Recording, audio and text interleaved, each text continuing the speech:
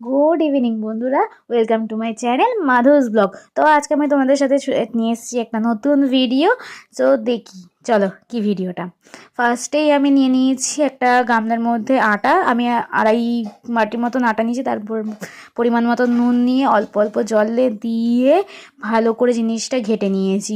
অল্প অল্প জল দেওয়ার কারণ একবারে অনেকটা দিয়ে দিলে আমি বুঝতে পারবো না মাপটা, সেই জন্য আমি অল্প অল্প দিয়ে দিয়ে করছিলাম। জিনিসটা আমাকে না বেশি মোটা না বেশি ঘন করতে হতো, ওই কারণে আমি অল্প অল্প দিয়ে করছিলাম। দেখতেই পাচ্ছ জিনিসটা কীরকম তৈরি করেছি। আমার হাতা দিয়ে করার পর দেখছিলাম যে হচ্ছে না, একটু দলা দলা হয়ে আছে। সেই জন্য আমি একটুখানি ভালো করে হাতে করে কেটে নিচ্ছিলাম। তো আমি হাতে করে খাচ্ছি বলে কেউ কিছু মনে করো না, কারণ আমরা বাড়িতে খাচ্ছি। তোমরা চাইলে গ্লাভস পরেও করতে পারো।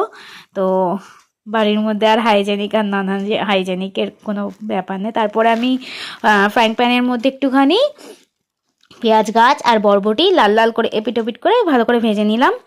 ভেজে নেওয়ার পর একটু টমেটো কুচি দেওয়ার পর একটুখানি পেঁয়াজ কুচি আর ভেজে নেওয়া এই বিনস আর পেঁয়াজ গাছটা ভালো করে দিয়ে জিনিসটা ঘেটে নেব, যাতে জিনিসটা ভালোভাবে মিশে যায়।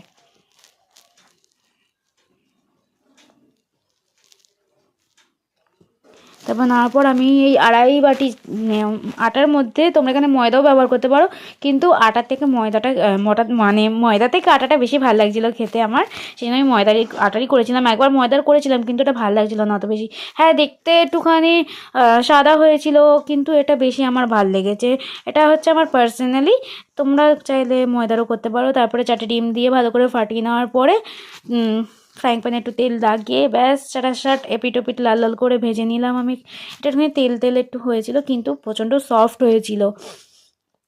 তো আমি বলেছিলাম তোমাদেরকে যে আমি একটুখানি তাড়াতাড়ি তোমাদের সাথে আবার নতুন ভিডিও নিয়ে আসার চেষ্টা করব। আর আমি চলেও এসেছি। আর এইগুলো করার সময় আমার এত বিরক্ত লাগছিলো, দেখতেই পেয়েছিল কইটুকুনি নিয়েছিলাম আটা আর কতটা হয়ে গেছিলো।